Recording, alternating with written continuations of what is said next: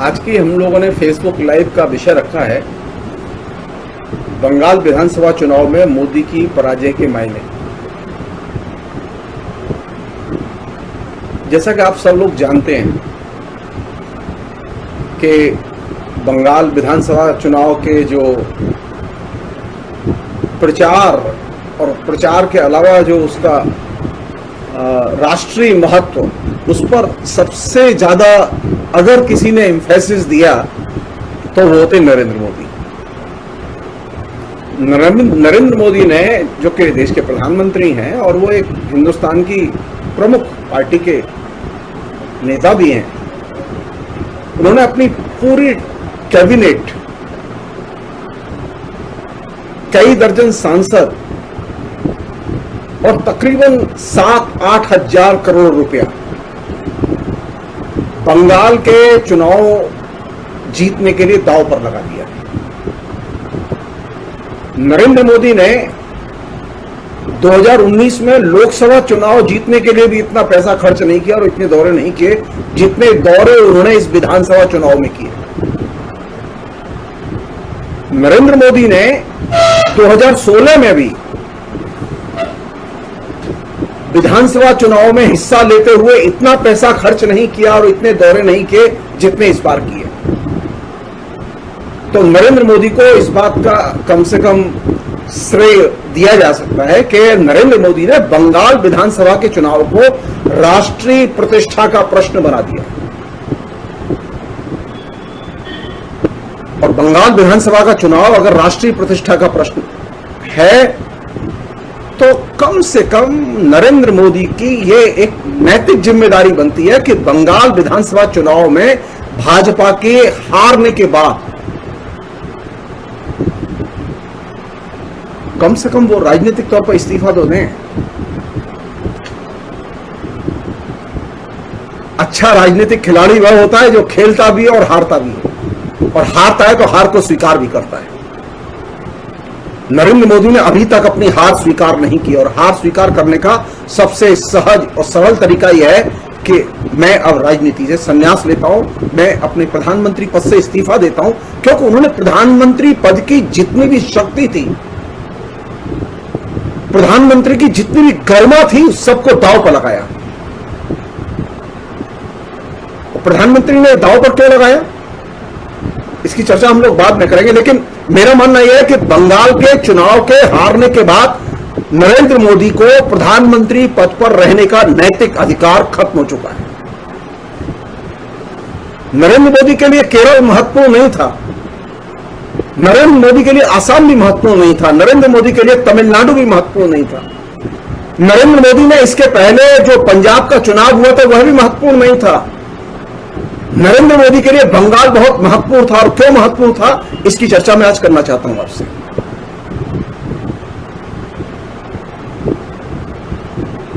चुनाव के details website पर इफरात में अवेलेबल है, हम सारे लोग जानते हैं इस बात को। फिर भी कुछ चीजें रिकॉर्ड में रहें, उन्हें बताना बेहद जरूरी है। पहली चीज, नरेंद्र मोदी की इमेज या प्रतिष्ठा या जनप्रियता घटी या बढ़ी। 2019 में जब नरेंद्र मोदी ने चुनाव लड़ा तो 2019 में चुनाव लड़ते समय बीजेपी को 41% वोट मिले थे।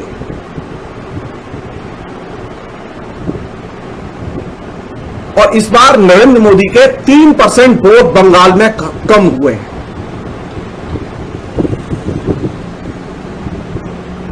नरेंद्र मोदी की जनप्रियता बंगाल में बढ़ी नहीं है, घटी है। नरेंद्र मोदी को 2019 के लोकसभा चुनाव में, जिसको के आधार बना के सारा मीडिया हंगामा करता रहा, उस लोकसभा चुनाव में 121 सीटों पर बढ़त हासिल थी, 121 विधानसभा सीटों पर बढ़त हासिल थी। और अभी कितनी सीट आई हैं?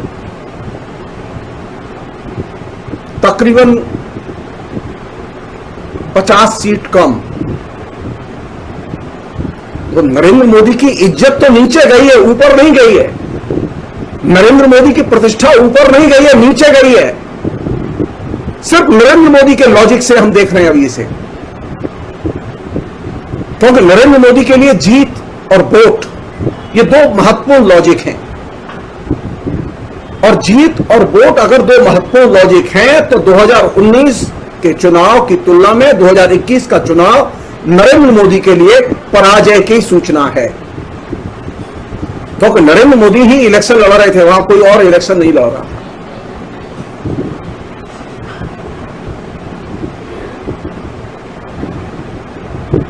सुविधा के अनुसार आप अपना तर्क नहीं बदल सकते।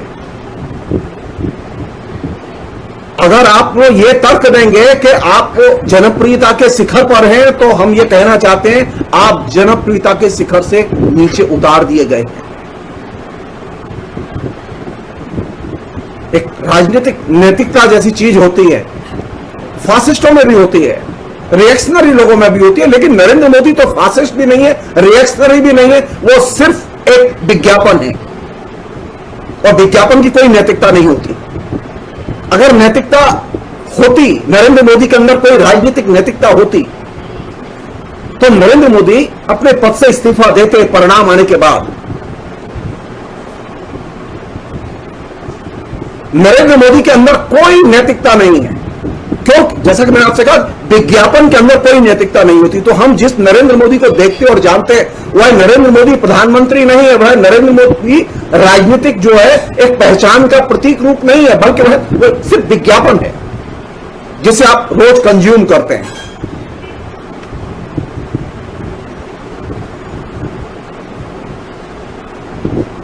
तो पहली चीज, बंगाल की पराजय, बंगाल की जनता नरेंद्र मोदी से ये डिमांड करती है कि वे तत्काल इस्तीफा दें। उन्हें कोई नैतिक दायित्व और नैतिक अधिकार नहीं है कि वो प्रधानमंत्री पद पर बने रहें। नरेंद्र मोदी ने अपने राजनीतिक जीवन में सबसे अधिक पैसा अगर किसी राज्य के चुनाव पर खर्च किया है तो वो बंगाल है। 1,000 रुपया देकर रैली में लोग लाए जा रहे हैं, 1,000 रुपया, 1,500 रुपया देकर वोटर लाए जा रहे हैं। आप कल्पना कीजिए, आप काउंटिंग कीजिए कि नरेंद्र मोदी किस तरह की राजनीतिक कल्चर को क्रिएट कर रहे हैं हम लोगों के बीच में। सारे मीडिया से यह चीज गायब है कि नरेंद्र मोदी की जनता कैसे आई। साधारण सा आदमी भी अगर जाए, ऑडिटिंग करे और मिले, तो पता चलेगा कि कहां कितना पैसा बांटा गया है। लेकिन मजाल है कि कोई मीडिया लिख दे इस बात को। तो नरेंद्र मोदी की पराजय इस अर्थ में महत्वपूर्ण है कि नरेंद्र मोदी ने जो 7-8 हजार करोड़ रुपया इस इलेक्शन में खर्च किया, उसको बंगाल की जनता ने बहुमत से ठुकरा दिया है। बंगाल की जनता ने बिकने से मना किया है। बंगाल की बहुमत की जनता बिकने के लिए तैयार नहीं है। लेकिन बड़ा प्रश्न तो है कि आखिर नरेंद्र मोदी ने इतना बड़ा दांव क्यों खेला? राष्ट्रीय स्वयंसेवक संघ ने इतना बड़ा दांव क्यों खेला? बंगाल पर इतना बड़ा दांव क्यों लगाया?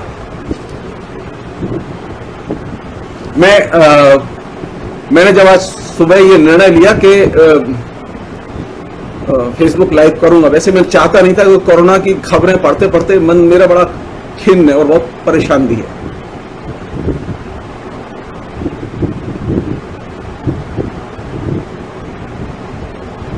बंगाल साधारण राज्य नहीं है। नरेंद्र मोदी बंगाल को क्यों जीतना चाहते हैं? 70 साल से बंगाल में भारतीय जनता पार्टी को जनता एक सिरे से अस्वीकार करती रही है। पहले जनसंघ, श्यामा प्रसाद मुखर्जी, उसके बाद में नरेंद्र मोदी, अटल बिहारी वाजपेयी, सारे नेता चक्कर लगाते लगाते मर गए, लेकिन बंगाल की जनता ने बीजेपी को एक्सेप्ट नहीं किया। बंगाल की जनता ने भारतीय जनसंघ को एक्सेप्ट नहीं किया। क्यों? क्योंकि बंगाल का मतलब है धर्मनिरपेक्षता और धर्मनिरपेक्ष राज्य। बंगाल में धर्मनिरपेक्षता का जन्म हुआ। हिंदुस्तान में जिसे सेकुलरिज्म कहते हैं, उस सेकुलरिज्म की नींव बंगाल में रखी गई और यही वह जगह थी जहां से कि नरेंद्र मोदी एकदम आक्रामक भाव से धर्मनिरपेक्षता के खिलाफ में उन्होंने पूरी मुहिम छेड़ दी।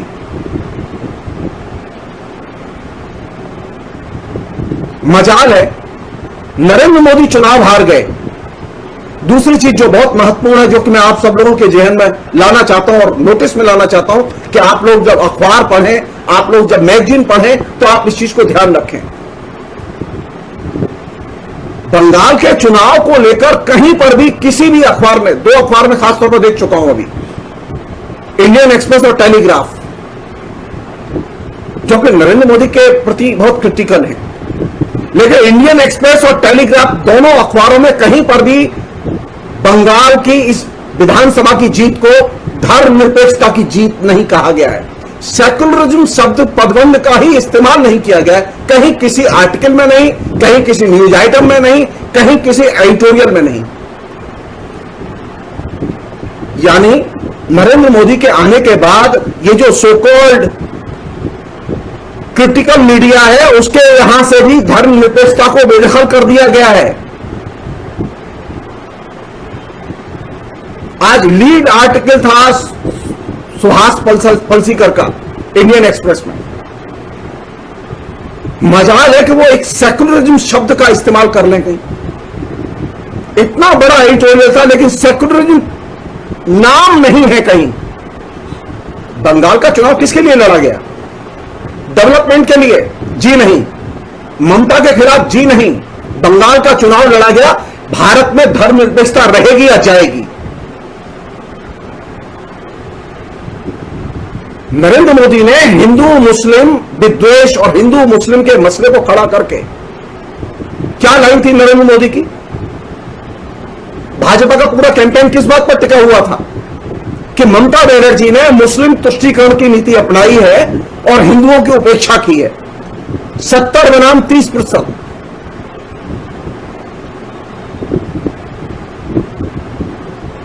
किस पर हमला था? ये ममता पर हमला नहीं था, ये हिंदुस्तान के धर्मनिरपेक्ष एथोस और उसकी परंपराओं पर हमला था। जाहिर है कि बंगाल तो उत्तर प्रदेश नहीं है। उत्तर प्रदेश में धर्मनिरपेक्षता की परंपराएं बड़ी कमजोर हैं, हरियाणा में बहुत कमजोर हैं, लेकिन बंगाल में धर्मनिरपेक्षता की परंपराएं बहुत मजबूत हैं, क्योंकि बंगाल में धर्मनिरपेक्षता का जन्म हुआ। राजा राममोहन राय ने सेकुलरिज्म को एक आइकॉन के तौर पर, आधुनिक भारत के आइकॉन के तौर पर विकसित किया, एक आधुनिक कॉन्सेप्ट के तौर पर विकसित किया, जिसे कि संविधान ने माना और स्वीकार किया।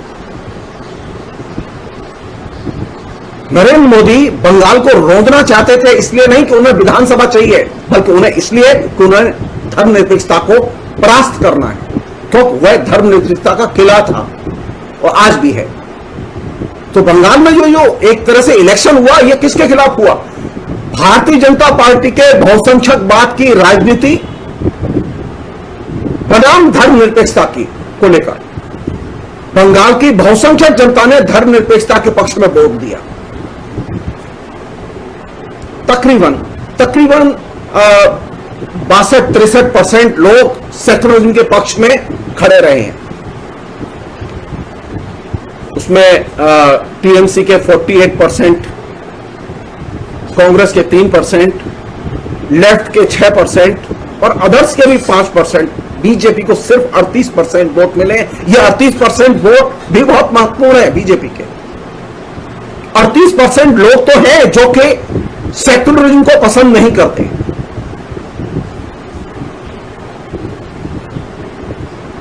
और ये जो 38% लोग हैं, ये कोई ऐसा नहीं है कि खाली मोदी का क्रिएशन है। बंगाल में ट्रेडिशनली ऐसे लोग रहे हैं जो धर्मनिरपेक्षता को पसंद नहीं करते, जो विचारों से सेकुलर नहीं थे, जो विचारों से सेकुलरिज्म को नहीं मानते थे, ऐसे लोग रहे हैं, उनकी संख्या रही है। मोदी ने क्या किया कि मोदी ने अपने कैंपेन के जरिए धर्मनिरपेक्षता के खिलाफ जो नफरत है उसको एकदम पीक पर, एकदम चरम पर पहुंचा दिया। वो वहां किसी को किसान को पैसा देने नहीं जा रहे थे, वो किसी को कोविड का टीका देने नहीं जा रहे थे, ममता बनर्जी कोई किसी भी किस्म की विकास की स्कीम के नाम पर उसे वोट नहीं मिला, आप ये जान लीजिए। मैं इस तर्क को मानने के लिए तैयार नहीं हूं। बंगाल में वोट पॉलिटिकल वोट हुआ है, और ये पॉलिटिकल वोट हुआ है इस इशू पर कि बंगाल में धर्मनिरपेक्ष शासन होगा या कोमल शासन होगा। बंगाल की जनता ने धर्मनिरपेक्ष शासन के पक्ष में वोट दिया है। तो कायदे से अखबार में तो यह लिखा जाना चाहिए कि धर्मनिरपेक्षता अब एग्रेसिव तौर पर उभरनी शुरू हुई। मेरी यह धारणा है कि बंगाल के चुनाव का जो सबसे बड़ा संदेश है वो यह कि भारत में अब धर्मनिरपेक्षता अपने आक्रामक रूप में संगठित उसने होना शुरू कर दिया है, और इसकी शुरुआत बंगाल से ही हुई। ये संयोग की बात है कि बंगाल से ही धर्मनिरपेक्षता की शुरुआत हुई थी, और अब जब पूरे देश में धर्मनिरपेक्षता पर सत्ता हमले कर रही है तो सारे मतभेद भूलकर बंगाल के तमाम धर्मनिरपेक्ष लोगों ने, धर्मनिरपेक्ष दलों ने ममता बनर्जी को वोट दिया। सीपीएम के लोगों ने भी वोट दिया, सीपीआई के लोगों ने भी वोट दिया, कांग्रेस के लोगों ने भी वोट दिया। उन्होंने अपनी जीती हुई सीटों पर भी कैंपेन करके वोट दिलवाया। हमारा मेरा यही तो फेसबुक पर कहना था, यही तो मैं अनुरोध कर रहा था बार बार कि सबसे बड़ी चुनौती यह है कि अभी धर्मनिरपेक्षता दांव पर लगी हुई है। ममता बनर्जी के साथ हमारे मतभेद कुछ भी हो, इसे भूल जाओ। ये जान के अच्छा लगा मुझे कि सीपीएम, सीपीआई, कांग्रेस सबने एक सिरे से पोलिंग के दिन हर इलाके में, वो चाहे 8 फेज की पोलिंग हो या जब भी पोलिंग हुई हो, सब जगह उन्होंने एक सिरे से कहा कि नहीं, इनफ इज इनफ, और हम सब सेक्युलरिज्म के लिए यूनाइट होंगे। तो बंगाल का चुनाव एक नया मैसेज लेकर आया है, वो ये कि अगर आपको नरेंद्र मोदी मार्का जो राजनीति है उसे परास्त करना है तो धर्मनिरपेक्ष एकजुटता बेहद जरूरी है। बिना धर्मनिरपेक्ष एकजुटता के आप नरेंद्र मोदी को हरा नहीं सकते। नरेंद्र मोदी की जीत का रहस्य क्या है? नरेंद्र मोदी की जीत का रहस्य यह नहीं है कि नरेंद्र मोदी बहुत ताकतवर हैं, नरेंद्र मोदी के अंदर कोई मैजिक है, जादू है, नरेंद्र मोदी कोई बहुत अच्छा भाषण देते हैं, वो बहुत थर्ड ग्रेड भाषण देते हैं। उनसे घटिया भाषण देने वाला मैंने अपने जीवन में कोई नेता नहीं देखा। तो नरेंद्र मोदी की जीत का रहस्य क्या है? नरेंद्र मोदी की जीत का रहस्य है कि जो धर्मनिरपेक्ष ताकतें हैं वे विभाजित हैं, और नरेंद्र मोदी उनके विभाजन को और बढ़ाने में भूमिका अदा करते हैं, किसी को पैसा देकर, किसी को डरा के, किसी को धमका के। बंगाल में धर्मनिरपेक्ष ताकतों ने पोलिंग के दिन अपने सारे मतभेद भुला के जिस तरह से वोट किया और एन मास वोट किया सेक्युलरिज्म के पक्ष में, उसने नरेंद्र मोदी की पराजय को संभव बनाया, बीजेपी की पराजय को संभव बनाया। और यह बहुत महत्वपूर्ण चीज है, और यही वह जगह है जहां से कि हिंदुस्तान का अगला जो फेज है, बंगाल के बाद हिंदुस्तान का जो फेज है, अरे आप देखिए, आप थोड़ा सा बड़ी तस्वीर देखिए। केरल में कौन जीता? तमिलनाडु में कौन जीता? तीनों जगह सेक्युलर अलायंस जीता, तीनों जगह, बंगाल, केरल और तमिलनाडु। और ये जो रिवाइवलिज्म है सेक्युलरिज्म का, ये बहुत इंपॉर्टेंट रिवाइवलिज्म है, और ये एग्रेसिवली अब धीरे धीरे पूरे देश में इसे शक्ल लेनी होगी, और इसकी कोशिश हम लोगों को करनी होगी कि धर्मनिरपेक्ष ताकतें एकजुट हों। अखबार ये नहीं लिख रहे कि नरेंद्र मोदी की पराजय हो गई, वो ये नहीं लिख रहे, वो ये नहीं लिख रहे कि धर्मनिरपेक्ष ताकतों की जीत हुई है, वो सेक्युलरिज्म शब्द का प्रयोग ही नहीं कर रहे। इसलिए जो मेरा जो कहना है वो ये कि हमें इस चीज को समझने की जरूरत है कि बंगाल का चुनाव एक राज्य का चुनाव नहीं था, केरल का चुनाव एक राज्य का चुनाव नहीं था, तमिलनाडु का चुनाव सिर्फ एक राज्य का चुनाव नहीं था, बल्कि यह चुनाव था धर्मनिरपेक्षता के बीच में और सांप्रदायिक ताकतों के बीच में, बहुसंख्यकवादी राजनीति के बीच में।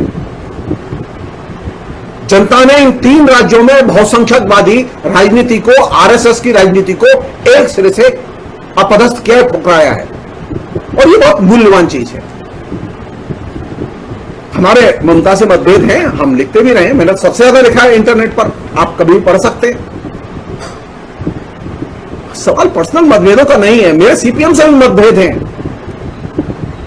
सीपीएम ने जो कैंडिडेट पुटअप किए थे तब भी मैंने ये कहा था कोई जरूरत नहीं है कैंडिडेट पुटअप करने की, ममता को अनकंडीशनल सपोर्ट दो, और अल्टीमेटली वही हुआ। क्यों हुआ? क्योंकि ध्रुवीकरण जो दिखाई पोलिंग के पहले दिखाई दिया विपक्षी दल के नेताओं को और खासतौर संयुक्त मोर्चे के नेताओं को, वह उन्हें पहले दिन क्यों नहीं दिखाई दिया?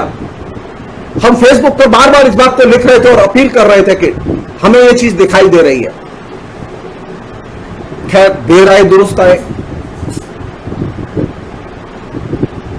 ममता के वोट कभी जीवन में इतने नहीं आए जो इस बार आए। ममता को कभी इतने वोट नहीं मिले। ममता को पिछले लोकसभा चुनाव से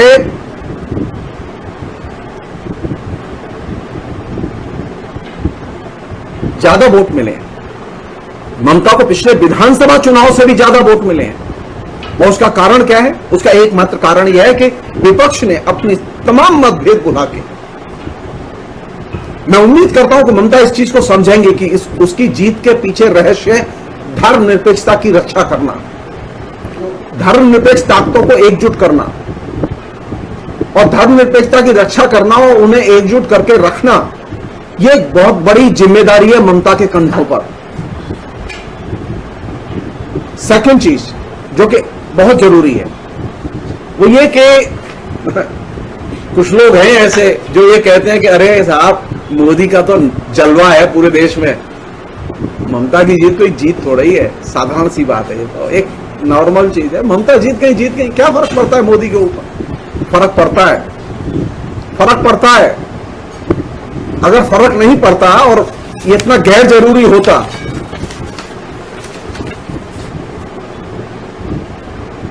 कुछ लोग ये भी कहते हैं कि जन आंदोलनों का कोई असर नहीं होता चुनावों पर। जी असर होता है। आपने शाहीन बाग का आंदोलन, नए नागरिकता कानून के खिलाफ विरोध का आंदोलन शुरू किया, उसका असर हुआ बंगाल के चुनाव में दिखाई दिया, वह उसका असर हुआ केरल के चुनाव में दिखाई दिया, उसका असर तमिलनाडु के चुनाव में दिखाई दिया। असर होता है। ये जो एन मास अल्पसंख्यक वोटरों के जो वोट ममता को पड़े, वो इसलिए पड़े क्योंकि नए नागरिकता कानून के खिलाफ ममता की सरकार ने एक पोजीशन ली। जन आंदोलन बेकार नहीं जाते। किसान आंदोलन का असर पड़ा और ममता की सरकार को इससे मदद मिली, ममता को जीतने में इससे मदद मिली, धर्मनिरपेक्ष ताकतों को इससे मदद मिली। सो जन आंदोलन जितने भी होते हैं, वो चाहे वो नए नागरिकता कानून को लेकर किया गया जन आंदोलन हो या वो किसानों का जो अब चल रहा है आंदोलन वो हो, इन दोनों ही आंदोलनों ने धर्मनिरपेक्षता को मजबूत करने में एक तरह से बहुत बड़ी भूमिका अदा की है। इसे अंडरस्टिमेट नहीं किया जाना चाहिए। मोदी की पराजय के 2 बड़े कारण हैं जिसकी वजह से मोदी हारे हैं, शाहीन बाग आंदोलन और किसान आंदोलन। ये सारी जनता जो एकजुट हुई है बंगाल में, जो मेजॉरिटी जनता एकजुट हुई है जिसमें कि करीब 62-63% लोग हैं, ये वे लोग हैं जो कि जनता के और जन आंदोलनों के बारे में जिनके कंसर्न हैं, जो फीलिंग करते हैं। तो नरेंद्र मोदी की पराजय में किसानों की सैक्रिफाइस की बहुत बड़ी भूमिका है, किसान आंदोलन के सैक्रिफाइस की बहुत बड़ी भूमिका है।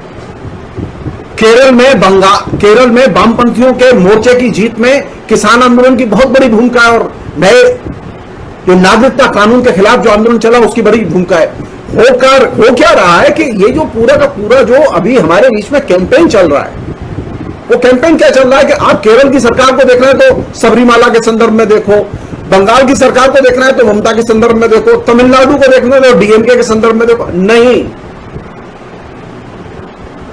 आप किसी भी राज्य सरकार को देखें तो उसको राष्ट्रीय राजनीति के परिप्रेक्ष्य में देखें।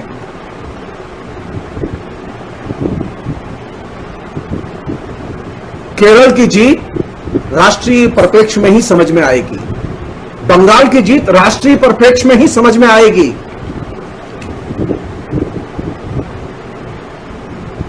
राष्ट्रीय राजनीति के परिप्रेक्ष्य के बिना आप विधानसभा के चुनाव लड़ेंगे तो निश्चित तौर पर नरेंद्र मोदी आपको पीट देगा। और नरेंद्र मोदी को अगर आपको पीटना है तो आप राष्ट्रीय परिप्रेक्ष्य में चुनाव लड़िए, नरेंद्र मोदी हार जाएंगे। तो नरेंद्र मोदी को हराने के लिए राष्ट्रीय परिप्रेक्ष्य, राष्ट्रीय दृष्टिकोण और खासतौर पर नरेंद्र मोदी की जो टैक्टिक्स है उसकी समझ। नरेंद्र मोदी की टैक्टिक्स क्या है, बहुत ही इंटरेस्टिंग है ये। आज एक जो बहुत ही इंपॉर्टेंट लेख, जैसा कि मैंने शुरू में कहा आपसे, इंडियन एक्सप्रेस में सुहास पलसीकर ने लिखा है एडिटोरियल पेज पर। उस लेख में उन्होंने एक बहुत ही बढ़िया तरीके से, वो संक्षेप में नरेंद्र मोदी की स्टाइल, कैंपेन की स्टाइल, बीजेपी की कैंपेन की स्टाइल, इसके बारे में एक पैराग्राफ लिखा है। वो पैराग्राफ समझने की जरूरत है। वो लेख कायदे से सभी लोग पढ़ें। जो चीज समझ में नहीं आए, जो अच्छी नहीं लगे, उसे छोड़ सकते हैं, लेकिन जो काम की चीज है जिसे मैं बता रहा हूं आपको, वो जरूर समझें। नरेंद्र मोदी और बीजेपी की शैली क्या है, क्या शैली अडॉप्ट की उन्होंने? उनकी शैली है कि क्षेत्रीय अस्मिता और हिंदुत्व, इन दोनों को मिला के कैंपेन का जो है पर्सपेक्टिव बनाया जाना चाहिए। तो भाजपा जहां पर भी चुनाव लड़ रही है वहां क्षेत्रीय अस्मिता और हिंदुत्व, इसके फ्रेमवर्क में चुनाव लड़ रही है। वो केरल में भी वही उसी फ्रेमवर्क में चुनाव लड़ रही है, वो आसाम में भी उसी फ्रेमवर्क में चुनाव लड़ रही है, वो तमिलनाडु में भी उसी फ्रेमवर्क में चुनाव, उसी फ्रेमवर्क में वो बंगाल में भी चुनाव लड़ रही है। और इस फ्रेमवर्क को जब वो पेश करते हैं अपने प्रोपेगेंडा के जरिए, तो वे क्षेत्रीय अस्मिता पर शुरू में बहुत इंफेसिस देते हैं, लेकिन इससे हिंदुत्व कमजोर नहीं होता। और वे इस क्षेत्रीय अस्मिता और क्षेत्रीय प्रश्नों को, लोकल समस्याओं को उठा के वे एक ऐसा कंपटीशन और एक ऐसा हैवी प्रोपेगेंडा जनरेट करते हैं जिससे कि पूरी की पूरी लोकल पॉलिटिक्स और लोकल पॉलिटिक्स का डिस्कोर्स, जो बहस के मसले हैं, वे सारे अस्त व्यस्त हो जाएंगे। आप सारे मसले भूल जाएंगे फिर,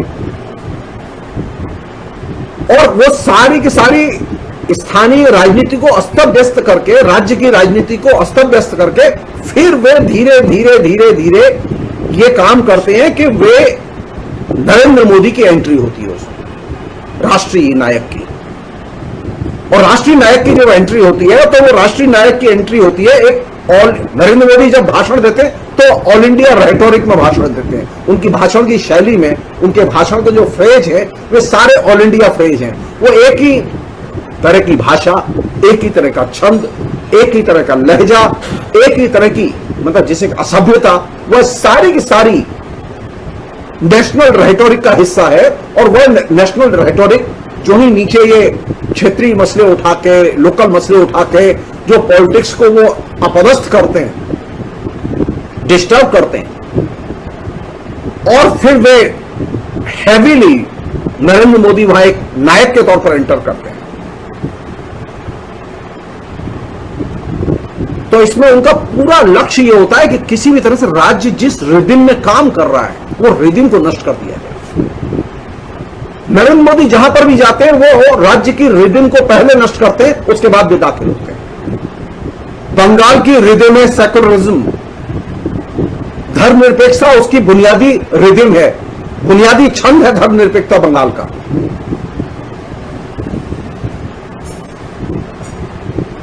नरेंद्र मोदी की इस रिदिम को तोड़ने की कला को आसाम में कांग्रेस पकड़ नहीं पाई, बंगाल में ममता ने पकड़ा, विपक्ष ने पकड़ा, और खासतौर पर वामपंथियों ने और कांग्रेस ने इस चीज को पकड़ा। वामपंथियों को इसका श्रेय जाता, भले वो हार गए इलेक्शन, लेकिन उन्होंने इस रिदिम को पकड़ा कि ये रिदिम को तोड़ने वाली बात है कि बंगाल की रिदिम को तोड़ दिया जाए। बाद में ममता भी रियलाइज की इस बात को। तमिलनाडु में अन्ना डीएमके को हराने के लिए डीएमके ने इस चीज को पकड़ा कि डीएमके की जो रिदिम है, वो रिदिम क्या है, तमिलनाडु की रिदिम क्या है? तमिलनाडु की रिदिम है दलितों की, ब्राह्मणवादी सत्ता और वर्चस्व के खिलाफ लड़ाई की, ये तमिलनाडु की रिदिम है। तो मोदी और भाजपा के कैंपेन की जो पूरी की पूरी संरचना है वह इस बात पर टिकी हुई है कि जब भी वो प्रत्येक राज्य में दाखिल हो तो उस राज्य की रिदिम को तोड़ दो, और फिर नरेंद्र मोदी दाखिल होंगे, फिर आरएसएस का कैंपेन दाखिल होगा, फिर हिंदुत्व दाखिल होगा, और इस तरह से वे पूरे के पूरे विपक्ष को ध्वस्त कर देते हैं। विपक्ष के पास मसले ही नहीं होते और एक तरह से विपक्ष गायब हो जाता है।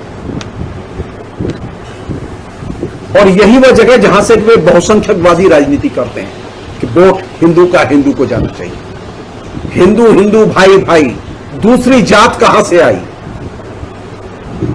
ये जो बहुसंख्यकवादी राजनीति है, ये उस राज्य के रिदिम को, यानी छंद को, जो उसका नेचुरल छंद है, उसके जीवन का जो एक तरह से स्वाभाविक छंद है, उस छंद को तोड़कर वे अपने इस कैंपेन को संप्रसारित करते हैं और वे जीतते हुए नजर आते हैं, वे एक तरह से नायक नजर आते हैं। लेकिन बंगाल में पहली बार इस रिदिम को तोड़ने की कला को पहली बार बंगाल के लोगों ने पकड़ा, विपक्ष ने पकड़ा,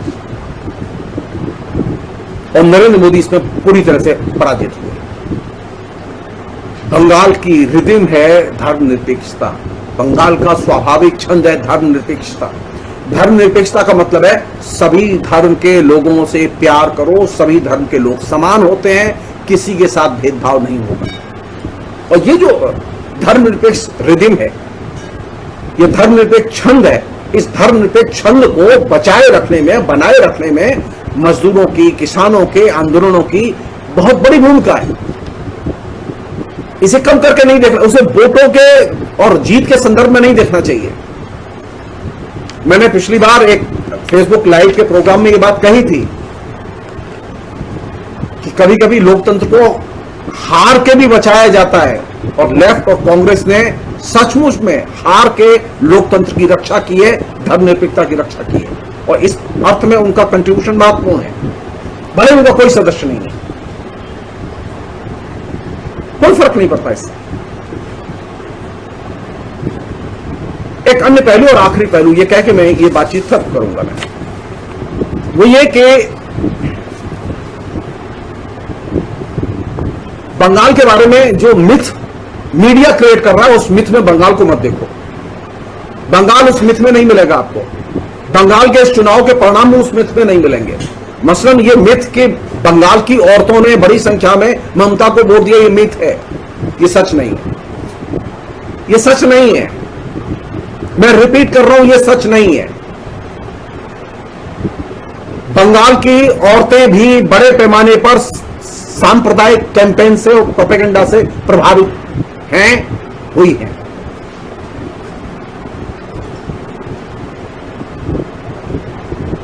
जो लोग ये सोचते हैं कि नहीं वो नहीं हुई है, वो गलतफहमी के शिकार हैं।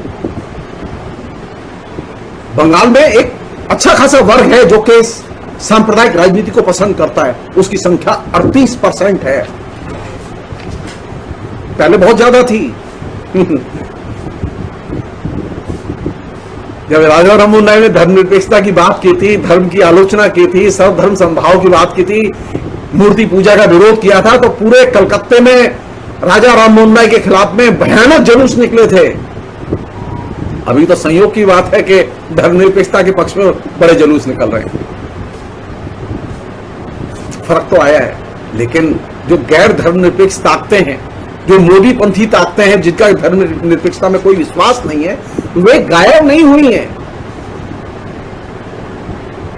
उनमें वे लोग भी हैं जिनके ऊपर नवजागरण का कोई असर नहीं हुआ। नवजागरण किन लोगों पर असर नहीं हुआ? नवजागरण का असर नहीं हुआ उन लोगों पर जिनको के हम लोग हिंदी भाषी कहते हैं। बंगाल के हिंदी भाषियों के ऊपर नवजागरण का कोई असर नहीं है, इसलिए बंगाल के हिंदी भाषियों का बहुत बड़ा हिस्सा जाने अनजाने बार बार सांप्रदायिक कैंपेन का शिकार होता है और वो सांप्रदायिकता की लहर में बह जाता है। वो इस बात भी हुआ, और उनकी संख्या छोटी मोटी नहीं है, 1 करोड़ है। रिएक्शनरी फोर्सेज के तौर पर जिन लोगों को हम लोग जानते हैं, जो कि सेक्युलरिज्म में जिनकी आस्था नहीं है, उनमें मटुआ संप्रदाय के लोग भी हैं। तो नरेंद्र मोदी ने नीचे किन लोगों को ऑर्गेनाइज किया? उन शक्तियों को ऑर्गेनाइज किया जिनके अंदर धर्मनिरपेक्षता के खिलाफ नफरत है, जो धर्मनिरपेक्षता को एक्सेप्ट नहीं करते। संयोग की बात देखिए, बंगाल में 30% मुसलमान है, लेकिन सारे के सारे मुसलमानों ने एक सिरे से किसी भी फंडामेंटलिस्ट को वोट नहीं दिया। सारे के सारे मुसलमान सेक्युलरिज्म के पक्ष में खड़े हुए। तो बंगाल में जिसकी की सबसे ज्यादा संभावना और डर लग रहा था, वो सो कॉल्ड ओवैसी और दूसरे लोग चल नहीं पाए। क्यों? क्योंकि बंगाल का मुसलमान, सेकुलर मुसलमान, में बार बार लिखता रहा हूं इस बात को कि बंगाल, हिंदुस्तान में जो मुसलमान पिछले 70 साल में विकसित हुआ है, पैदा हुआ है, उसमें से अधिकतर लोग वे हैं जो कि सेकुलर हैं। सेकुलराइजेशन का असर मुसलमानों में सबसे अधिक है, और सेकुलराइजेशन का सबसे कम असर अगर कहीं है तो वो हिंदू भाषियों में है, वो शेड्यूल कास्ट, शेड्यूल ट्राइब में है। क्योंकि सेकुलराइजेशन एक ऐसी चुनौती है, धर्मनिरपेक्षीकरण एक ऐसी प्रक्रिया है जो कि अभी इन वर्गों तक पहुंची ही नहीं है। तो मोदी के भाषण को वे लोग बड़ी जल्दी स्वीकार कर लेते हैं जो कि धर्मनिरपेक्ष दृष्टिकोण को नहीं मानते, लेकिन जो धर्मनिरपेक्ष दृष्टिकोण को मानते हैं और जानते हैं, वे मोदी के भाषण को, आरएसएस के नारों को वो एक्सेप्ट नहीं करते। एक उदाहरण दे रहा हूं छोटा सा, मुझे कोई इसमें आपत्ति नहीं है, कोई आदमी जय श्री राम का नारा लगाए, कोई आपत्ति नहीं, लेकिन वो मंदिर में लगाए, वो संतों महंतों के सम्मेलन में लगाए, वो रामचरितमानस का पाठ हो रहा हो तब वहां जय श्री राम का नारा लगाए। लेकिन ये जय श्री राम का नारा जब किसी राजनीतिक रैली में लगेगा तो वह सिर्फ जय श्री राम का नारा नहीं होगा, वह राजनीतिक नारा होगा, और यह धर्म का राजनीति में इस्तेमाल होगा, और यहीं से राजनीति का सांप्रदायिकरण शुरू होता है। तो नरेंद्र मोदी सिंबॉलिकली हमेशा जो काम करते हैं वो सिंबॉलिकली करते हैं। तो जय श्री राम का नारा जब उनके सामने बोला जा रहा है तो वे क्या कर रहे हैं? वे उसको वैधता प्रदान कर रहे हैं। किस चीज को वैधता प्रदान कर रहे हैं? वे राजनीति में धर्म के प्रवेश को वैधता प्रदान कर रहे हैं, और जब वे राजनीति में धर्म के प्रवेश को वैधता प्रदान करते हैं तो वे राजनीति से ऊपर धर्म को महत्व देते हैं। लोकतंत्र में राजनीति प्रमुख है, धर्म सेकेंडरी है।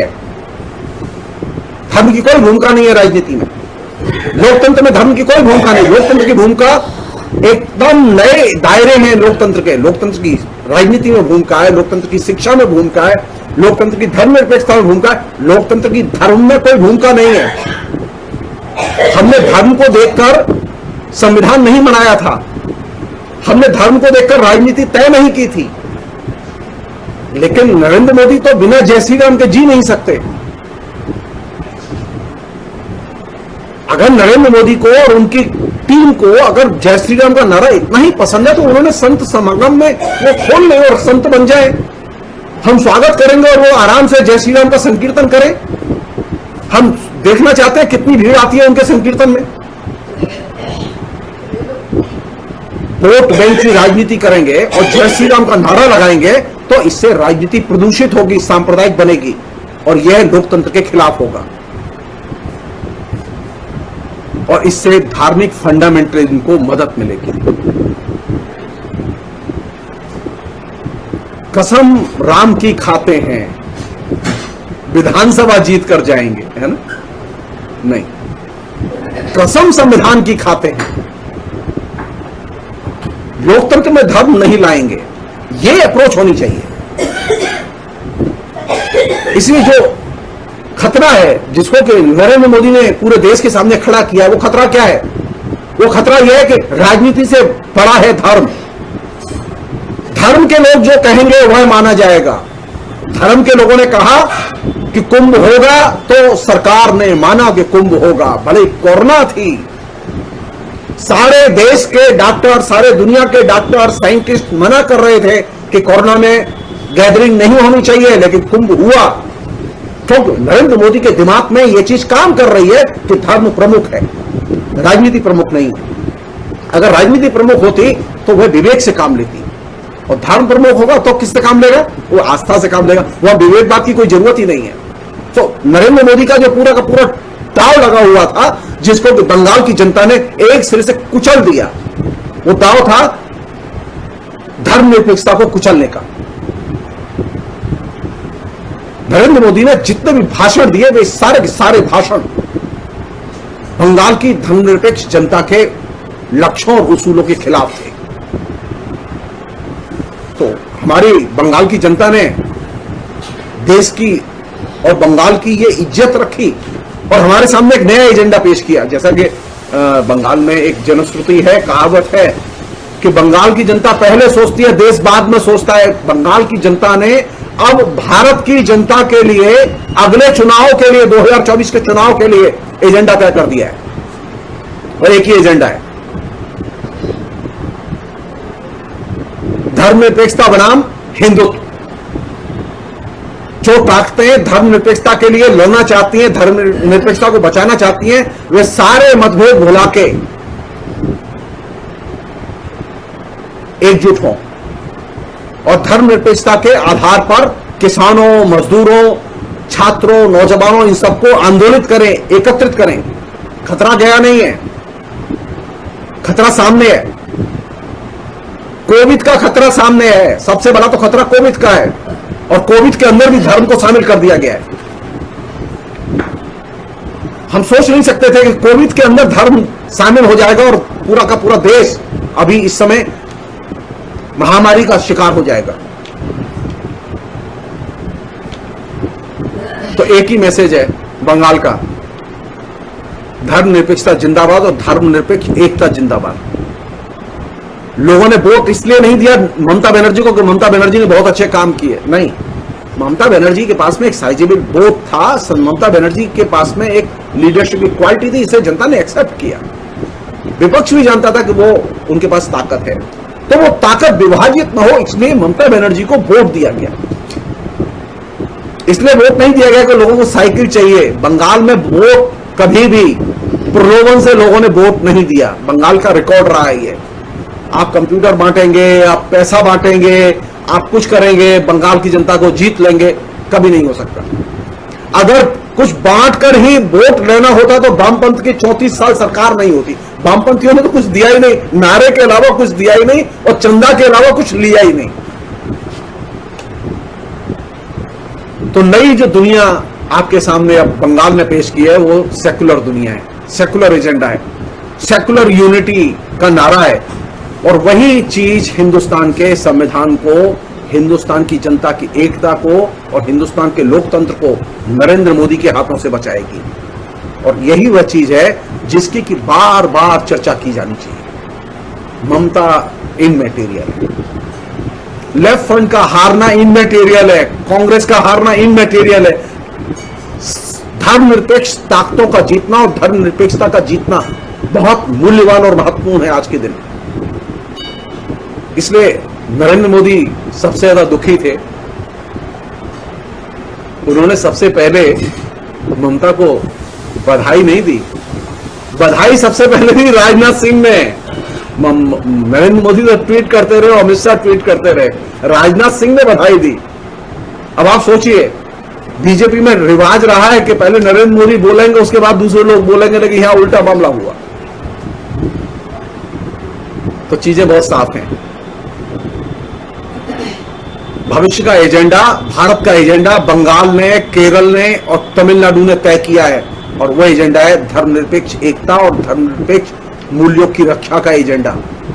और ये धर्मनिरपेक्षता का एकदम एग्रेसिव रिटर्न है। ये अब धर्मनिरपेक्षता बहुत ही आक्रामक तौर पर पूरे देश में आएगी, कोई रोक नहीं सकता इसे। जो लोग धर्मनिरपेक्षता को नहीं मानते वे या तो माने, वरना उनके पास में कोई ऑप्शन नहीं है। लोग उनके खिलाफ आंदोलन करेंगे, लोग उनको दबाव में लाएंगे, कभी कभी अच्छी कड़वी दवा जो है ना, धर्मनिरपेक्षता कड़वी दवा है उन लोगों के लिए जो लोग कौंडल हो गए हैं। कभी कभी कड़वी दवा जो है डंडे के बल पर जोर जबरदस्ती से पिलाई जाती है, बच्चों को पिलाते हैं तो पिलानी पड़ेगी, ये जरूरी है। जो लोग बीजेपी के साथ चले गए वे लोग अभी भी बंगाल से सीखें और लौटें, सेक्युलरिज्म का समर्थन करें, कोई ऑप्शन नहीं है। बंगाल में बाम का सवाल नहीं है, बाम कहीं स्टैंड नहीं करता। बंगाल में वाम, कांग्रेस, टीएमसी, एसयूसीआई, नक्सल, सारे लोगों का एक ही लक्ष्य है, बंगाल की धर्मनिरपेक्ष संस्कृति, सभ्यता, एथोस की रक्षा की जाए और इसकी ही जीत हुई। और यही चीज आगे हिंदुस्तान के अंदर हर राज्य में हर व्यक्ति के अंदर ले जानी होगी। ये हम सबका दायित्व है। फिलहाल इतना ही, बहुत बहुत शुक्रिया, थैंक यू।